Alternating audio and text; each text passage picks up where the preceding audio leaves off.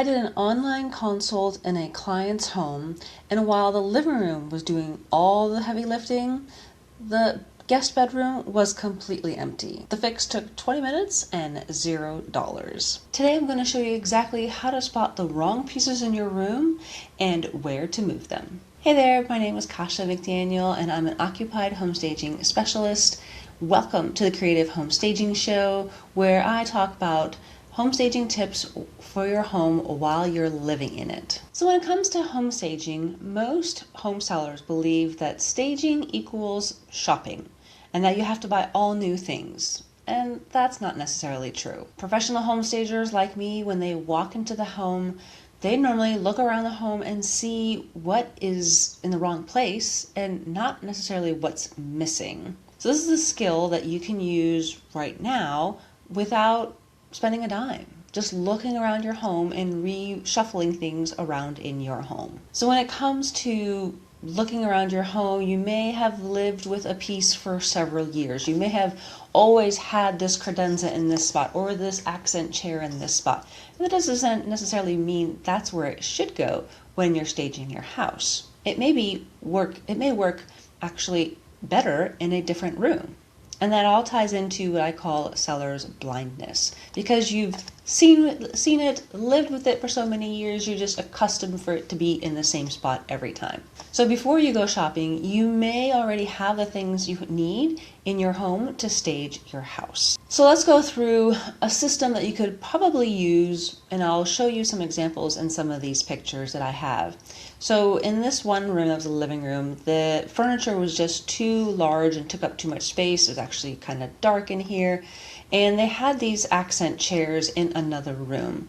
These accent chairs actually gave a little pop of color instead of giving it the dark, moody, caveman room kind of look that we've gotten here. So what you can do is that sometimes an accent chair may be too many. In this case, we brought those two out. We put in a beige colored couch that we had and replaced it instead with those two, with the big couch along with the two green chairs, and give it a pop of color instead of just the dark room. Another example would be another accent chair. Maybe you have an accent chair in a master bedroom. Maybe you have it in the corner. And if you've gone through my home staging basics course, online course, I have a maximum amount of furniture that you should have in each room. And an accent chair in a master bedroom is not one of those things that really should be in there. Whether it's in a master bedroom or in a kid's bedroom, that accent chair is actually just too much. But what it could be used for is maybe it fits better in the living room, or maybe it's a reading nook in a loft area or a wider hallway. Maybe you have kind of like a bump out or something like that. Maybe you've kind of always wondered, well, this would be a great reading nook. And that's kind of the lifestyle that buyers are looking for, and the story that they're trying to imagine themselves living in a home going, oh, this is a really great reading nook, or maybe this is a great place by this window, have a chair right here where I can sit by in the morning and have my morning coffee. That's kind of the story that we're trying to show. So that accent chair that's really not doing anything in the bedroom would look fantastic in this maybe little corner nook over by a window in this bump out. So what to look for is the seating area in your home telling a story? Okay, what story is it telling, right? Maybe it's a great spot for a game area or a homework area. All of those things are stories that your furniture can tell when you're staging your home. Another examples are lamps and lighting. If you take a look at your bedside lighting, the lamps may be too small for the bedside table. Maybe they're just kind of little dinky little things. So you probably need to replace it with some big ones. It is okay to swap out your lamps that maybe you had in the living room thinking, oh, these would work better, and maybe they need to go in the master bedroom. Or maybe it's a great console table light, maybe by the entryway. Or maybe that reading nook that you created, maybe that goes over there. See, so it's not It's easy things to swap out. You probably have it, you just need to maybe move things around to different rooms in your house. Side tables are another great example of where maybe you have too many side tables. Sometimes in a living room, you may have lots of tables, lots of little chairs. There's just too much in that room. Spread those things out. Maybe you need to have that little side table with that reading nook to put the lamp on, right? You see where I'm going with this? We took a chair from the bedroom, we took an extra side table in the living room, and now we have a lamp from another room, and now we put it all together and made this cozy little nook reading area or your coffee breakfast area, whatever it may be. That's something that you just reused and cost $0. And another example I have for you could be artwork or mirrors. Maybe they're just kind of hanging in the hallways, just kind of randomly put there. Well, if you've done some of the homework already, if you've downloaded my free guide, the How to Start Staging Your House Now guide, in there I talk about one of my staging tips is to take down your family photos. Yeah, well now if you take down all the family photos, now you're looking at an empty wall going, well, it was filled with all this stuff, well now it looks so empty. Well, walk around your house right now and see, well, do I have extra artwork or extra mirrors someplace that are hanging that kind of make no sense now hanging right there? Maybe move that mirror into the living room to go over the fireplace. Or maybe that painting would look better over the bed in the primary bedroom. Take a look at that and see, maybe those are some simple things that you can do and move right now without costing you a penny. So now that after giving you some of these examples, I want you to get up, pause this video, and take a look around your house right now. What room are you sitting in right now? So if I have you, maybe you're sitting in your office or your living room watching this, take a look around and go, okay, well, Kasha just said I need to take down the family photos. Well, I just see 1, 2, 3, 4 big family photos that I need to take down. Okay, do I need to replace them with anything? Okay, I can, yep. Now that I've taken down these photos, what do I put in its place? Do I have to put something in its place? Or if you're looking in your living room, are there extra side tables? Technically, there should be a couch and maybe a chair or two, depending on the size of your living room. And there shouldn't be any more than 2 side tables. If you have extra little tables in there, start taking them out, moving them out to other rooms that might need it. Maybe that side table could be used as a nightstand that you didn't have necessarily maybe in a kid's bedroom. And now look, you have a nightstand that you can use for them to kind of finish the picture. See what I mean?